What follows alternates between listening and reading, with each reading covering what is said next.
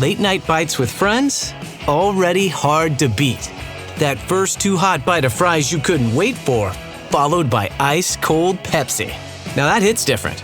Suddenly, the energy kicks back in, the night goes longer, and the laughs don't stop.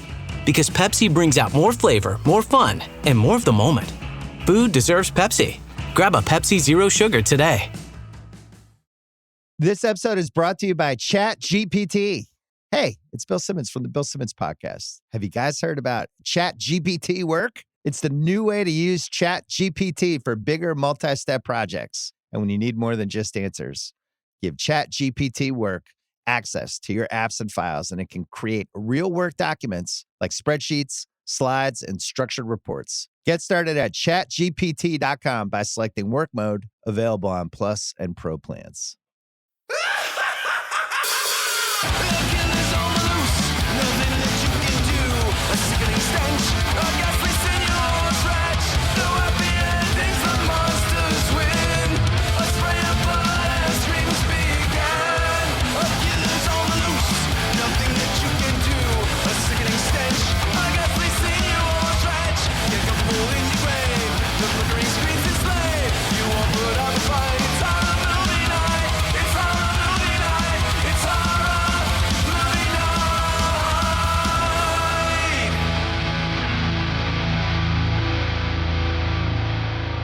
Everybody, and welcome to another episode of Horror Movie Night. This week we're talking about 2006's Cry Wolf, picked by Kyle. Kyle, I've got to tell you something about this movie. Scott, I got to ask you first, though. Is this your first time watch like it was for me? Oh, yeah. The question for Kyle is, how long has this been on your I'm going to torture my friends with list? I think this was on Brian's list back in the day as honestly. It's both of you guys who have wanted this one. And when I say torture, I mean that in a friendly way. It was... Yeah. It was popcorn. It was silly, stupid shit, and nothing offensive. It was so whatever. Offensive. Yeah. But I'm surprised myself, because then I started watching it and I was like, I remember this way more vividly than I thought. And I looked back and I watched it back in 2022. So I was already on doing the show. So I don't know where or why I thought that this would be good for the show. And I'm not saying it's bad for the show, but I don't know. There's like a lapse in judgment in time. And then I returned to it and I was like, is this really fine? And it's gonna be fine. It's worth talking about. It's just an odd pick. I think that there's a good movie somewhere in this movie.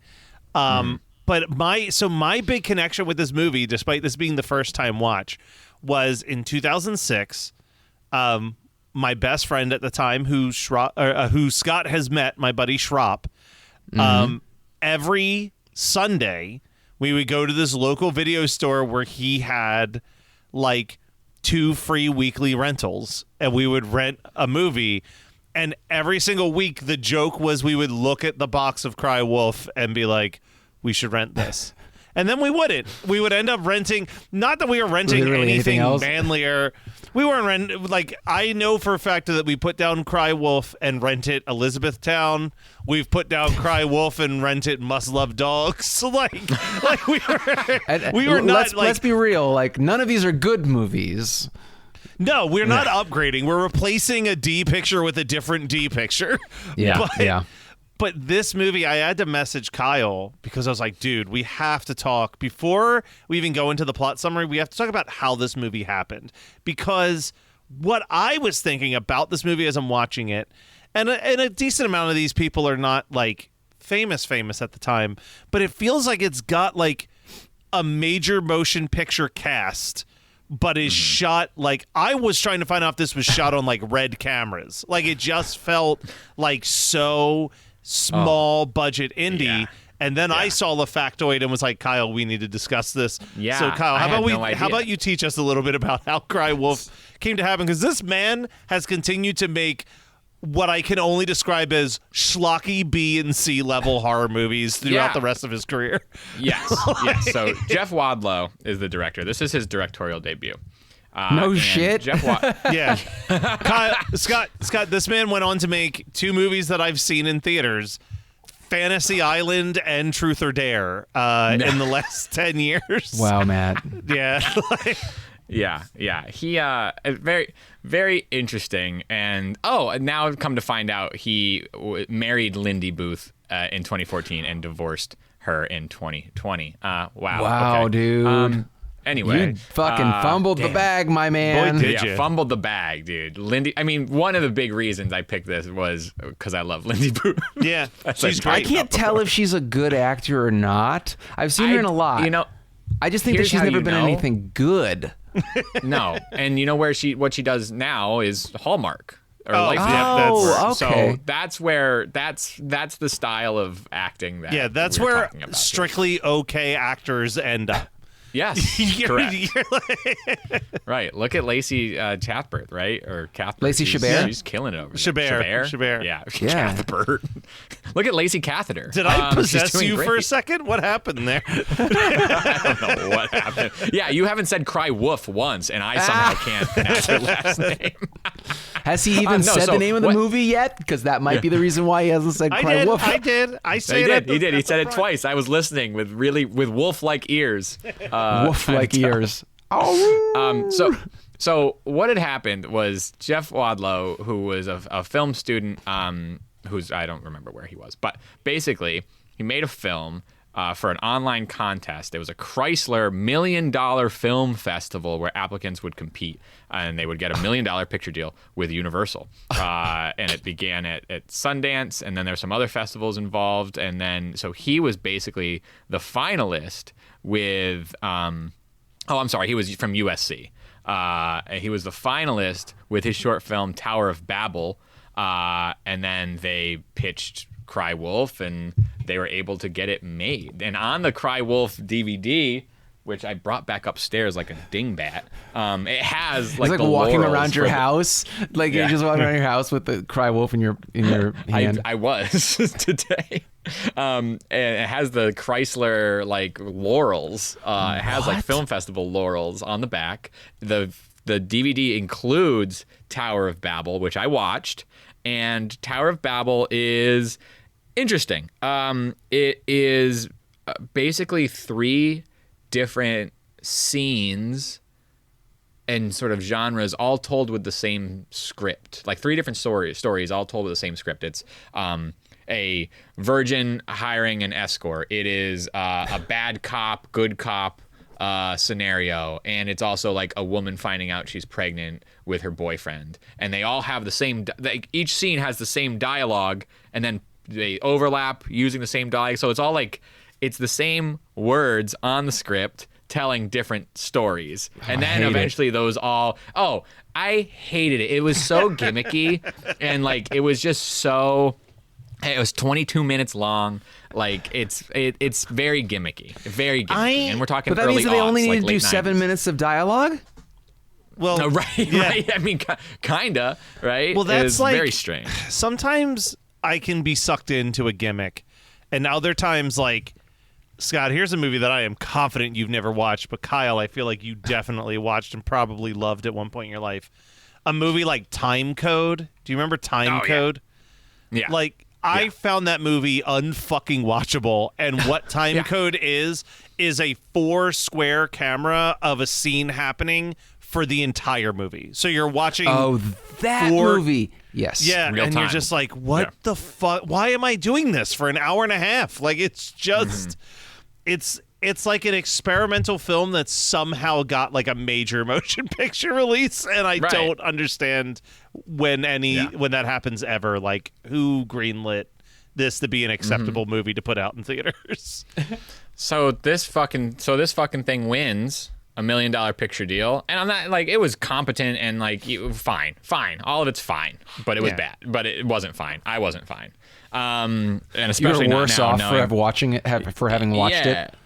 And he was so apparently, and Jeff Wadlow was able to have some creative control. He was able to bring on his producing partner, who they pitched together. All of this happened.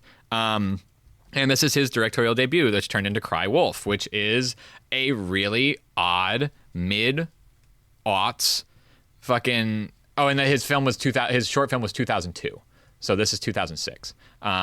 Really odd proto slasher, I guess, is a good term for it. Like teen, and on the really on the dying breath of the like teen slasher thing. At one point in the IMDb trivia, which I love when a piece of trivia comes with this many caveats, but it's like, if you're willing to consider this a slasher, that's how the fact starts. If you're willing to consider this a slasher, it is the first ever PG-13 slasher movie. But, Interesting. But I'm that like, sounds like a stupid. Oh my god. But I'm also like, I don't know if I consider this a slasher movie. Like, I don't because know. like there's two more of a deaths in the whodunit. movie, and they're not even done by the same person, which is normally a slasher thing. Is what like it's just it's I so I'm gonna read my last note real quick, and then we can actually dive into the plot of this. But I wrote like, this would be a dramatically better movie with like cut down the fucking twists and turns in this goddamn script and like up the body count a little bit, because like the conceit of kids create this game to entertain themselves and the game becomes a reality. Great. Like, I'm all on board for that. That's a perfect setup for like a good like 80s B-level slasher movie. Yeah. You know what I mean? Right. What we actually get is just so boring at times. Like, yeah, it is. It is, because it was boring. I think that like it's weird to look. Visually, it looks so strange. It's so shoddy. I texted you. So weird. I texted you about the top review on Letterboxd is, this movie's edited like a down piracy is illegal commercial. Yes, it really is. Like, once you get into these sort of like, when the group is making up the story, and you get all these like potential outcomes of like what their murderous tale is, and the contrast is just so like insane. But I was kind of in the same boat as you, Matt, a little bit. Like, I had always considered renting it. It felt like a good like entry point. It was PG-13, right? Yeah. Like, or the DVD was always unrated, which I then looked up. 10 seconds of difference between PG-13 and the unrated version. At least according to moviecensorship.com or whatever. But which is just crazy. Perfect and very important website. But to it felt like a very approachable film. And again, Lindy was a huge selling point for me. So I eventually watched it as a teenager. Pretty, I don't know, somewhat forgettable, but then also like bits and bobs I remembered clearly. Like, I remembered all the instant messaging stuff. Obviously, like, I was on AIM a lot at that age, so like that whole idea was interesting. Well, this movie made me nostalgic for AIM, honestly. Like, just hearing that noise. The sounds, that actually is the best part of it. Yeah. I was like, well, so Scott, here's the other big thing about this movie, and I'm not sure if Kyle stumbled upon this in his research. America Online heavily promoted this movie. So they were like, makes sense. They were like, you know what? We're going to make a new feature in America Online while this movie's in theaters, where you and friends can go under aliases and play Cry Wolf amongst your friends, but you won't know who they are because we'll change their usernames in the chat for the game or something like that. Yeah. I mean, it was. They tried to do some immersive stuff. It didn't work out the way that they wanted it to. No, my question becomes now, why? Yeah, but also, was the movie that he did he have anything to do with the movie, what was that, 2005, Stay Alive? Did he have anything to do with Stay Alive? But boy, does this feel like in the exact same That was level. one of my six potential double features. Oh shit! I'm sorry. You want to know what? No. Here's the wild take though about this and the movie that came out a year previous, Stay Alive. This movie looks less terrible than Stay Alive. It does. Mm-hmm. To be fair, it has zero CGI, and Stay Alive has a lot. But even just the color grading on this, I'll take any day over Stay Alive, because I've watched that movie twice. One of them was in theaters and one of them was for this show. And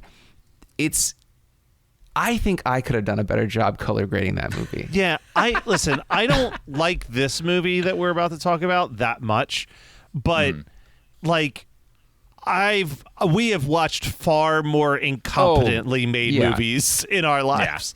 Yeah. Bad movie. Well, I think not nearly as bad as we're making it out to be. No, but still, listen, for everything this movie lacks, The soundtrack, boy, you got some. You got Cake in there. You got Sage Francis shows up in this soundtrack. How is Cake in here? That's what I really need to know. He had $1 million. Cake, dude.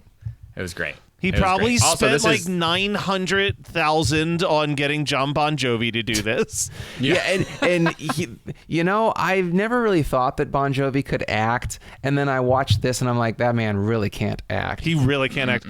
How about Gary Cole, who all of his scenes were shot in an afternoon with his like fake British accent for his horrible British accent. So crazy. So crazy. I didn't know he was doing a British accent until maybe the end. Yeah. Like, because he just drops in like twice, right? As the distant two dad. to three times at max with no other scenes with any character. He's just in an office, not answering his phone, and that incredible. Also, 2 to 3 scenes that we did not ever need to cut to this character's dad to establish that his dad isn't answering his phone calls. No, ridiculous. Why do we need it? Insane. Was it a favor? Like. He had $1 million to spend, Scott. He was throwing it at anybody. I don't care. I don't care if he had $2 million to waste. I agree with Kyle. It feels like, it feels wasteful. Like he just thought, well, I've got the money. What else am I gonna do with this? It's that fucking a better story. No. It's the fucking quote from Jurassic Park. He was too busy knowing that he could. He didn't ask if he should. Yeah. I will say this movie does look like more than $1 million. What does $1 million movie in 20? It looks like $1,001 to us. But honestly, Kyle, like let's record scratch a wook wook and what's $1 million movie look like? A 2006 $1 million movie look like to you? Also, 20-year anniversary of Cry Wolf. So thanks, Kyle. Oh, happy anniversary, Cry Wolf. Here, I'm gonna look. I'm gonna look. I guess I don't know. I think there's something about an ensemble that, and there's a lot of kids. There's just a lot of because there's a lot of kids in this does not make it an ensemble cast. All right, like Jared Padalecki is. Obsession costs $750,000, and then this costs maybe $1.1 million. Maybe you're right, Matt. Bon Jovi's price tag felt too high. Yes, he could have hired me. I was 2006. I would have been what? So I'm 24. Hire me in 23 years old. I would have done it for a lot less. Excuse me, I forgot this is a boarding school, like a boarding high school. I would have looked like a high schooler just as much as Lindy Booth, Listen, we'll take this with a grain of salt here, but when I Googled what movie in 2006 was made for $1 million, the top result was the documentary An Inconvenient Truth, which #1 hit. Thanks, Google AI. Thanks, Gemini or whatever the fuck. I'm like, I feel like that can't be right. Another thing that my jaw was on the floor at this factoid, but 17 magazine in 2010 did their ranking of the best teen flicks of the 2000s. No. Don't even say it. Cry Wolf made it to 8th place. And what? What the fuck was 10th? I want to read to you what was below it. Is it because of this guy from Supernatural? It has to be. That At 17 was Precious, based on the novel Sapphire. What? And best teen comedy? Fucking what?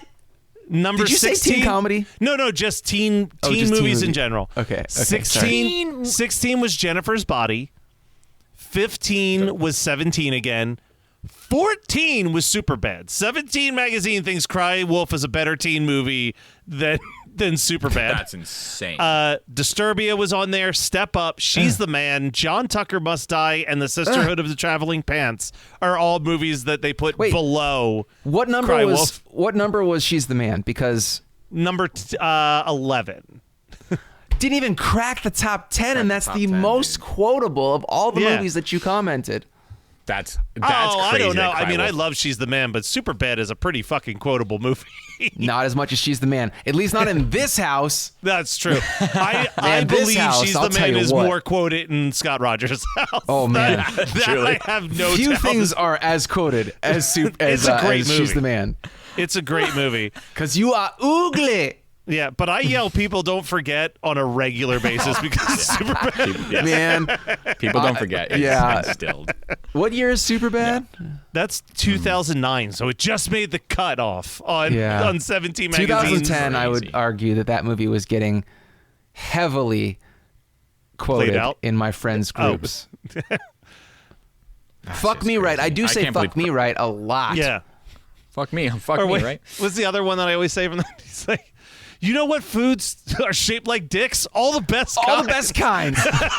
You know what? Yeah, but people don't forget. How about you piss your pants again? That was 6th grade. People don't forget. I say people don't forget a lot still. Yeah. Yeah.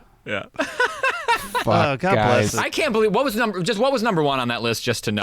the top Shit, spot. I will let you know in a second. I should have, I think that there was a part where my brain was like, I should write this down because someone's going to ask. You fool. Yep. Well, that's all right. I'll lay into Cry Wolf a little bit. I'm not going to get too deep. Here we go. but Here we go. Finally. It's a whodunit movie about a transfer student who comes to a high school boarding school. His name's Owen. He's British. He meets up with Dodger, played by Lindy Booth. Bring It On yep. was number 1 on their list, so they got that right. Nice. I have Okay. no beef with that. That is a that's not 17 magazine Right. Top 10 is pick. fine. Number 1? No. I'm going to go back to what Kyle said. 17 magazine, that is the acceptable 17 magazine Okay, choice. fine. I just feel like that's right. Yeah. You guys are disappointing me right now. Meets Dodger, Lindy Booth, and immediately gets sort of invited into the circle of friends, people at their school, who play a late night game of werewolves or werewolf. Which, my only real note about this movie is I wrote, there's nothing more rebellious than sneaking out of your dorm room to play a game that I play with the kids at youth group. No, brother, it's in the chapel, right? Like they go sneak to the chapel. It's very coded. It's very Christian coded, which is probably why I was PG-13. Yeah, and then the unrated does literally nothing else. So they play a game of werewolf, and Owen just slams it. Like, just kills the whole game. He's very good at this whole shindig, which makes him a little questionable as far as like his intentions and his reasons for being here, which we come to find out later. Everybody's got a secret, and there's lots of homophobia. Somebody gets called a butt buddy. It's a lot of, and somebody gets called the R word right up front. It doesn't last very long. It's very much establishing character lingo that happens, and there's a lot of homophobia up front. Yeah. But I remember my cousin's butt buddy was one of their favorite like slurs for this, like mean names to call somebody. What a weird choice, honestly. Yeah. What a strange choice. Well, that right? was like. We literally, I'm trying to think. Yeah, by the time this comes out, this episode of One Hit Thunder came out. We did an episode recently on Trapped, which was a real Headstrong? Has it Yeah. taken you this long to do Headstrong? Wow. It's taking us this long to do Headstrong. The Patreon made us do it because that dude is like so up Maga's ass. Yeah. Like he's a member of the Proud Boys and all that shit. Oh, yeah. But Chris and I were like kind of taken aback that there was this one point where it's like, and he went on a homophobic rant, going as far as even calling someone butt boy. And I was like, going into an episode about Trapped, I was expecting him to use something so much worse Butt than boy. that. Like that's like a Wayne's World insult Yeah. to me. Like that's. But it Butt boy feels just very makes you MAGA. laugh. You know, it does like, feel very let's be MAGA real. because MAGA is like our sense of humor has not evolved from the ninth No. grade cafeteria name calling. So it's like, oh yeah, 100%. of course you would pull out like a mid 90s insult that you could be like, well, I Lame as didn't fuck. think it meant anything gay. It's like, really? Okay, guy. Really? Yeah, sure it didn't. Sorry, Lame as fuck. We're on so many tangents. But anyway, yes. So they're playing. Wasn't the one Hit take you Thunder on. Trap. They're playing Cry Wolf, also known as Mafia. That's also how I've heard it Yes. played, and like Yeah, 14 yeah. other game variations of this. Right.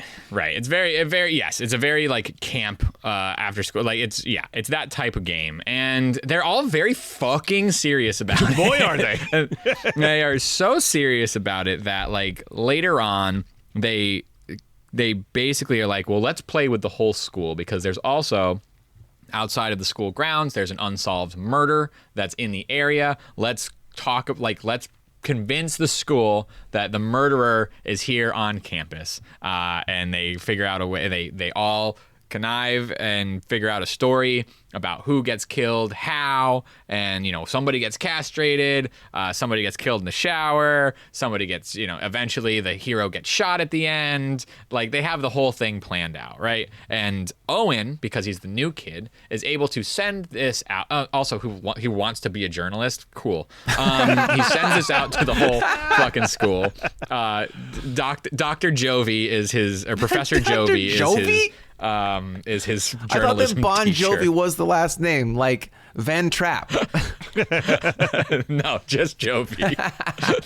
Professor Jovi. This week- Jon Bon. This weekend, while driving home from New Jersey, we passed the Jon Bon Jovi rest stop. So, like, that Hell man yeah, you is, did. his name is everywhere in Jersey. Yeah. That one rules. That one rules. And you go from Gandolfini to Jon Bon Jovi. That's how you know you're in fucking deep. And they kind of like Owen's the guy to send this out to the whole school, and they get the whole school kind of going. You get people start whispering, and then you start getting creepy DMs from the Wolf on your laptop, that school provided laptop with the little red clip mouse in the middle there. Wait, was there a P or a T at the end of that word that you just said? That kind of mouse. Oh, that was a T. That was a hard T. That was a hard T at the end.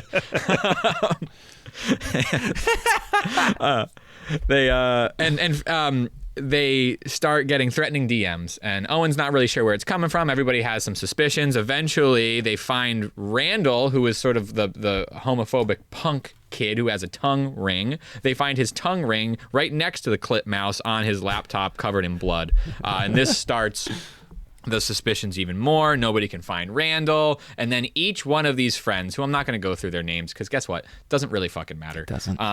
Even Jared what's his last name? Padalecki. Dude, he's so far out of my realm of interest that I cannot hold on to his last name at all.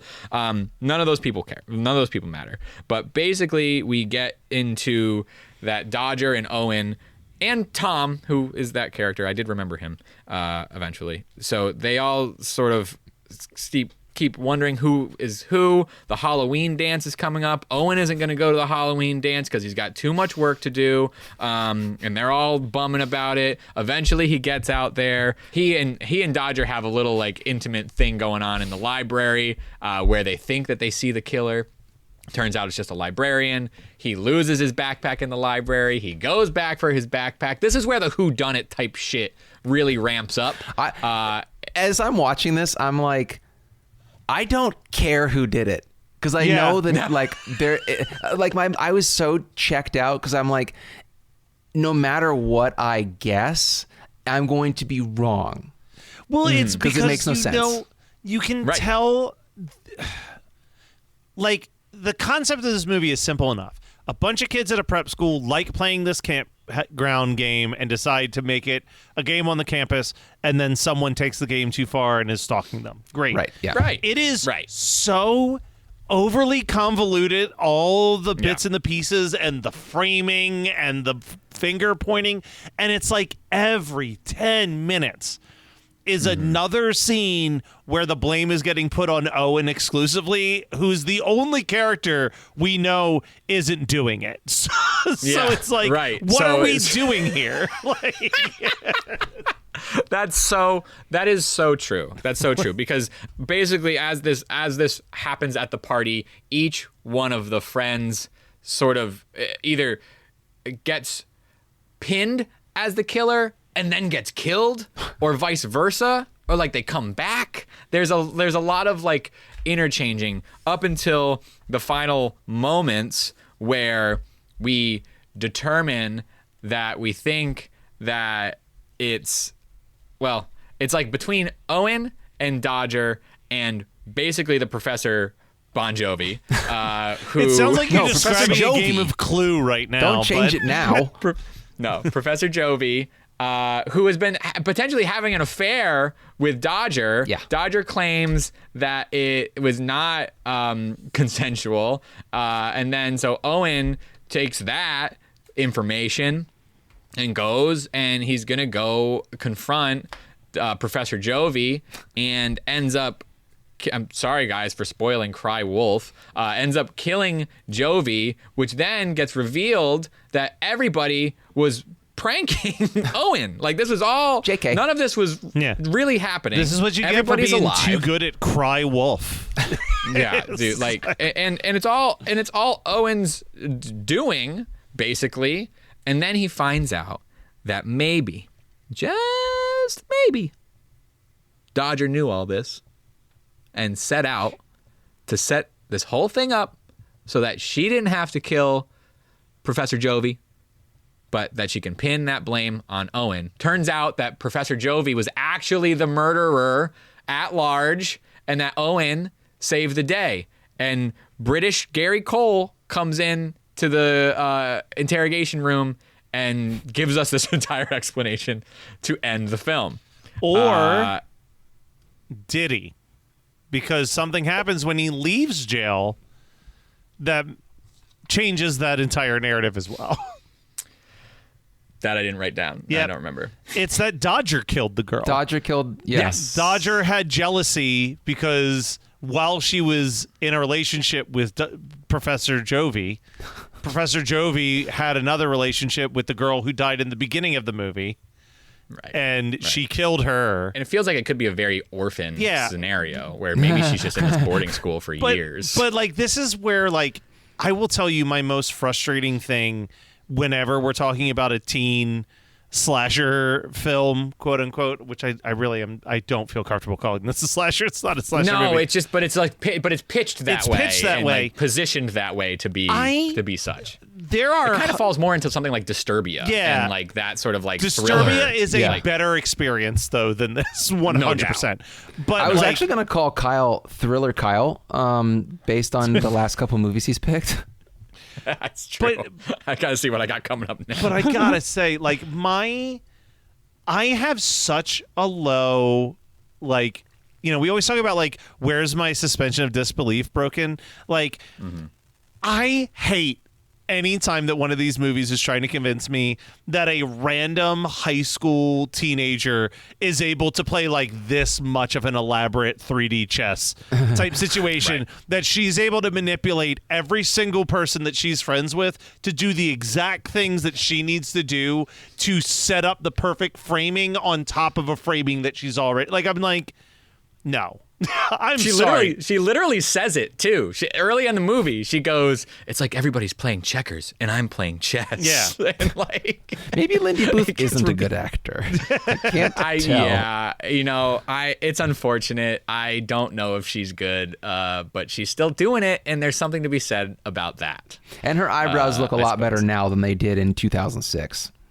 Yeah. It's 20 years, dude. 20 years ago. Cry Wolf. Crazy. The perfect lunch combo. That first bite of your favorite sub, followed by ice-cold Pepsi. Add a couple of friends, and now that's next level. Suddenly, the laughs get louder, the stories keep flowing, and the food tastes better. Because Pepsi brings out more flavor, more fun, and more of the moment. Food deserves Pepsi. Grab a Pepsi Zero Sugar today. Do you hear that? That sound, right? That means that summer's officially here. It means that grown adults just sprint into the street for a frozen dessert shaped like a cartoon. But this summer, Mint Mobile has a better treat. Every plan, including unlimited, is $15 a month. And unlike ice cream, it won't drip down your wrist or look nothing like the picture. Does anyone have any cash? Give it a try at mintmobile.com/switch. Upfront payment of $45 for 3 months, $90 for 6 months, or $180 for 12-month plan required. $15 per month equivalent. Taxes and fees extra. New customer offer for initial plan term only. Greater than 50 gigabytes may slow when network is busy. See terms. Queen Carvania stood haloed by the morning sun. An army hung on her every word. My champions, I have sold my chariot on Carvana. 'Twas a lovely SUV, an inexplicably queenly offer. They're even coming to the castle to collect it. Tonight, we feast! An offer you can feast on. Sell your car today on Carvana. Pickup fees may apply. You've been lost in the woods for hours now, stumbling around in the dark. You come around the bend and see two people roasting marshmallows over a roaring fire. They see you coming into the clearing and gesture over to pull up a log. Welcome to Campfire Ashes. I'm Paul. And I'm Jess. Join us as we tell each other our originally written spooky stories around the campfire and then dive into the lore and legends that inspired them. Is it something that goes bump in the night? Is it something menacing lurking past the tree line? Or is it just weird and otherworldly? You'll find it here on Campfire Ashes. You can find us on Spotify, Apple Music, Amazon Music, or right here on the Geekscape Network. Well, Kyle, after you've made people watch Cry Wolf, you said you had about 6 double feature options. Yeah. What would you make them watch? I'm actually straight up American Psycho 2. Okay. We're going. There you go. Makes sense. I just think it would be. If this is a D-level movie, that's a C-level movie, maybe a C-. It's a slight. Yeah. It is the slightest step up, like but ever so slight. It's like but it feels. It's I don't know. To me, it feels exponentially different. Yeah. But in the same. But you're like quality level correct. But as far as like tone and like reasons we're doing any of this, it feels so off the wall. So that's why I'm going American Psycho 2. Scott, there's 0 chance you have mine, so I'm going to pass it to you for the next double feature. I don't remember if this movie is also a Halloween movie, but this is barely a Halloween movie anyway. And I'm going to go with Cherry Falls because it's just a better take on I don't know, like it's teen slasher from that era. Again, I know this isn't really a teen slasher, but I'm watching the movie and I'm thinking, You want it to be. What would I rather be watching in the same general concept with like a young, attractive group of 20-somethings playing teens. So, And what about you, Matt? This is the second time that I'm picking something not a movie for my double feature this summer, I think. But this guy over here. We're going to put on the first season of The Traitors. Wow. Which is also based off the card game Mafia. That's kind of great. Fair. You know what? I don't hate it. I don't hate it. Yeah. Well, you know what? If you don't hate listen to Horror Movie Night, maybe you should support the show by going to hmnpodcast.dashery.com or hitting up our Patreon at patreon.com/HMN Podcast or visiting us on all of our socials, HMN Podcast, on damn near everything, including Letterboxd. Speaking of Letterboxd, Kyle runs that thing. Kyle, what have you been reading, listening to, etc., that you want to talk about? I watched The Legend of Hell House from 1973, based on Richard Matheson. It's Matheson. Based on Hell House. And it's got Roddy McDowall. It's got Pamela Franklin. Don't be perturbed by the PG rating because that's a 1972 or 73 PG rating. Pamela Franklin's nude. And this is all about basically like the erotic sadism, supernatural haunting. Like it wouldn't necessarily pair well with the entity because like that is more like aggressive and assaulting. Yeah. But this is more of like a possessed, where they go into Hell House, trying to determine why it is so hellacious, and it's just great 70s haunted house vibes. And Pamela Franklin is just killing it. And Roddy McDowall is so fun as the person who has been to Hell House before, the only surviving person who's kind of come out and has to go back in one more time to like really determine what's happening. It was just a good 70s haunted house flick. I don't know if it necessarily lands on something that we would watch on the show, but again, it's like that's what I love about this segment sometimes is that like I can sort of vet some things, tell you about them if they're interesting, and then we move on. But if you like 70s sort of haunted house vibes, it's really good. All right. Nice. How about you, Scott? Well, I mean, I read Hell House by Richard Matheson when I was in high school, and I remember loving it, but I do not remember a single thing about it. So I might have to. Happens the check week that before out. Christmas or week of Christmas in the movie. Anyway, I don't know if that's still. It doesn't feel like Christmas, but Could be a selling point has for me, like though. from December 20th to the 25th. Yeah. Well, so for me, I have been reading the newest Dungeon Crawler Carl book. That is, I'm looking up the number. I think book it's 8. Yeah. It's book 8. It is the 8th book. Yeah. It is a 700-page book. I am at 500 pages, I want to say. And it's fun. It's fine. But I don't really care what happens anymore. The series has just gone on so long. This is the thing, is that there are some people that this is their jam. And I don't necessarily mean Dungeon Crawler Carl, because the first book is phenomenal. I raved about it 2 years ago. And I still think it's a great book.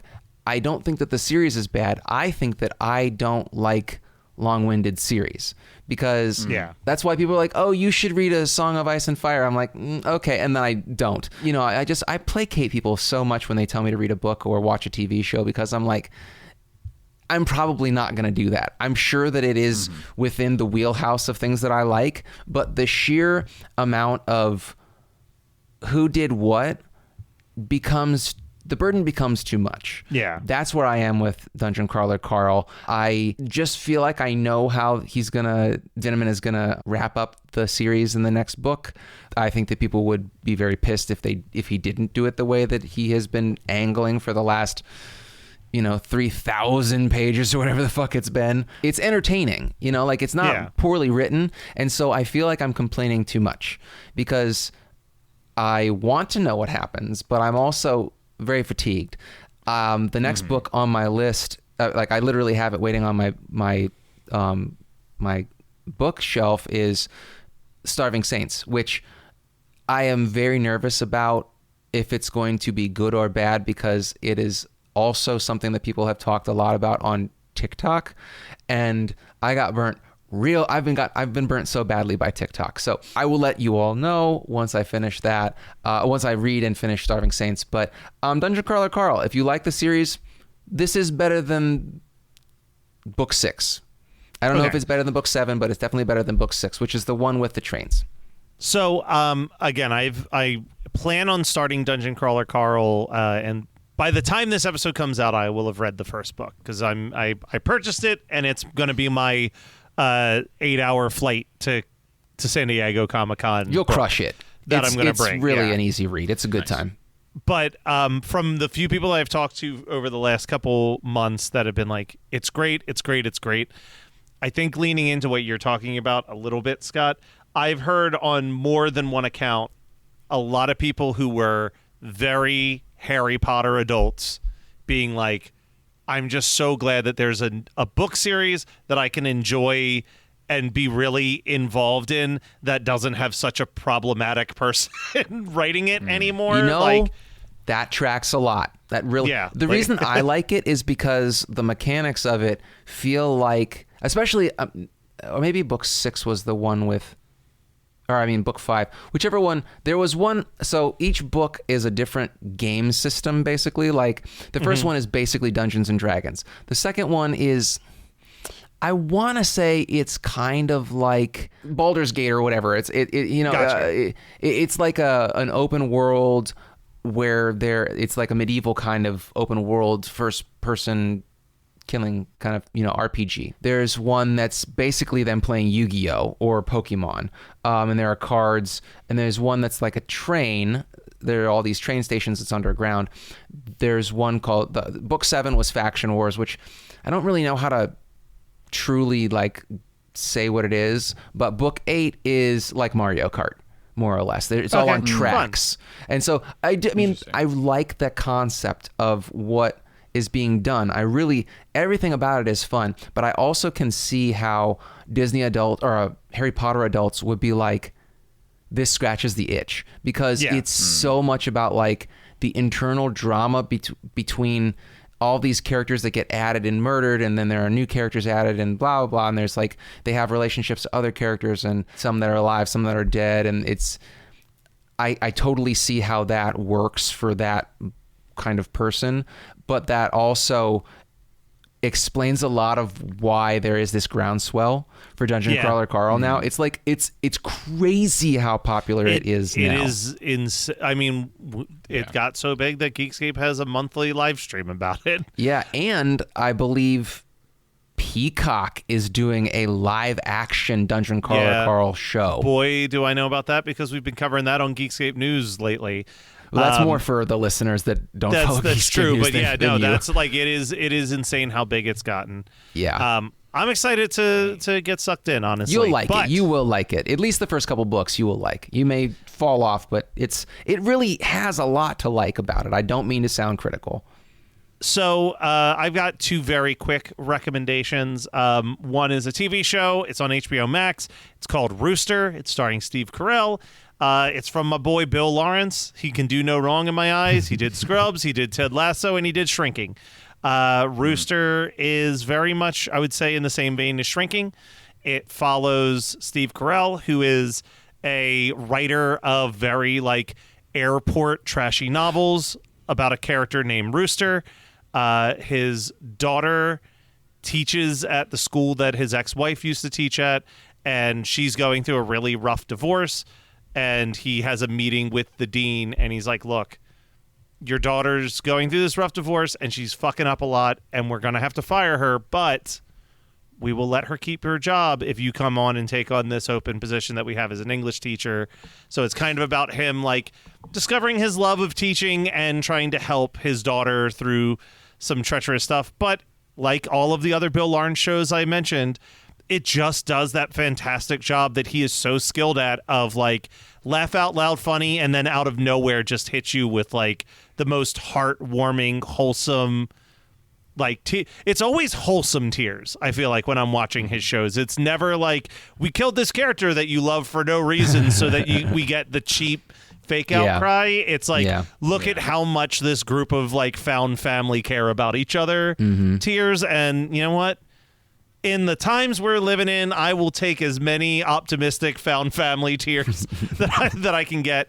The other one, it's a mostly recommend at this point because I still have about 20 minutes left. I stopped when we came down here to record, but I found on Prime Video Clay Dream, which is a documentary about Will Vinton, who created like the California Raisins, the Noid, The Adventures of Mark Twain, and it's telling the story of how he built this company. He wanted it to be known as the Walt Disney of clay, and he was extremely talented, but he was not a good businessman.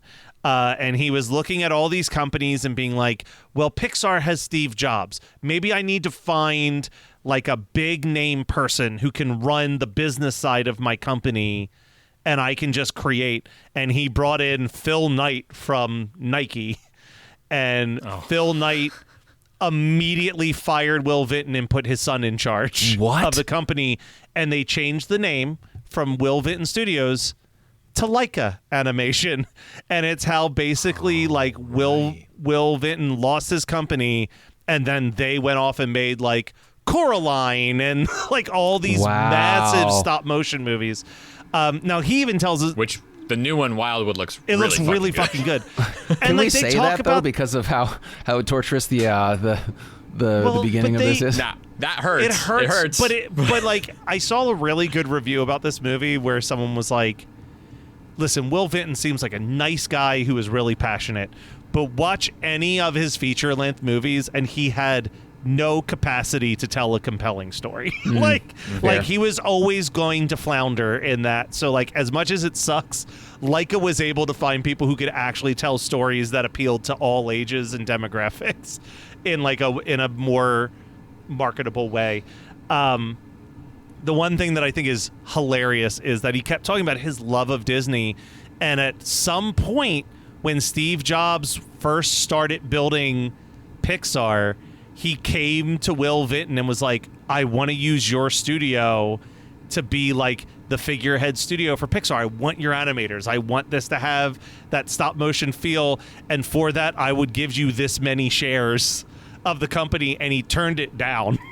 And he's like, in he's got a good humor about it. He's like, in retrospect, I could have owned a large chunk of Disney if I had signed that contract in retrospect. Yeah. But just look up a picture of Will Vinton, badass mustache. He's got one of those big, a good mustache thick, around curly here. Q guys. Yeah. Hell yeah. Hell yeah. Yeah, that's how you know. That's how you know he did some shit. Some real creative weirdo shit. Yeah, if you got the time to grow one of those bad boy mustaches and you spend all your time playing with clay, the spectrum you've taken is like LSD at least once. It's like Crumb to Vinton is like where I think that the weirdo creative facial hair kind of comes in. Well, actually, I don't know if Crumb had facial hair. It just seems like he did. Yeah. I don't know. He seems like a facial hair guy. Yeah. Yeah. Well, the unfortunate thing about Horror Movie Night, no badass mustaches to be found anywhere on this show. But but you can't see him anyway unless you join the Patreon. You can't see him anyway in case you join the Patreon. And if you can look past that, I say like, share, and subscribe to our podcast so you get new episodes every week on your podcasting feed.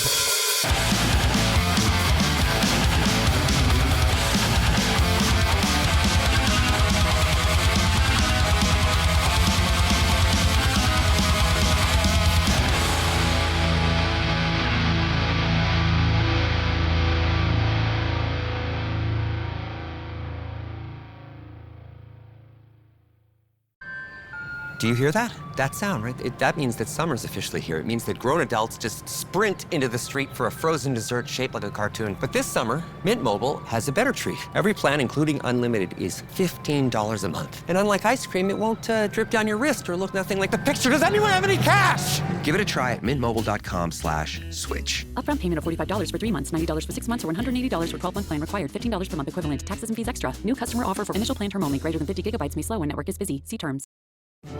At ZocDoc, we know being a healthy adult is like living in a video game. Every day has side quests, taxes, laundry, birthdays. And just when you're leveling up, you have to book a doctor. The insurance portal crashes. They put you on hold. Your doctor doesn't take your plan. Game over. We see you, so we made booking a doctor easy. Download ZocDoc. Search by specialty, insurance, and availability. Book instantly. No cheat codes required. Find a doctor you love with ZocDoc. You're listening to the Geekscape Network.